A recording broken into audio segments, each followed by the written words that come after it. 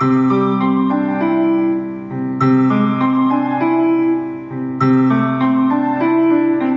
Friends, எப்படி இருக்கீங்க? நல்லா இருக்கீங்களா? இது மாதிரி நீங்க ஒரு தப்பு செஞ்சா ஏசப்பா கிட்ட உடனே மன்னிப்பு கேட்கணும். திருப்பி அந்த தப்பை செய்யக்கூடாது. ஓகே, சரி. இன்னைக்குடைய வசனம் என்ன வசனம் பார்க்கலாமா? இன்னைக்குடைய தலைப்பு என்னது தெரியுமா? புது வாழ்வழிக்க அழைப்பு.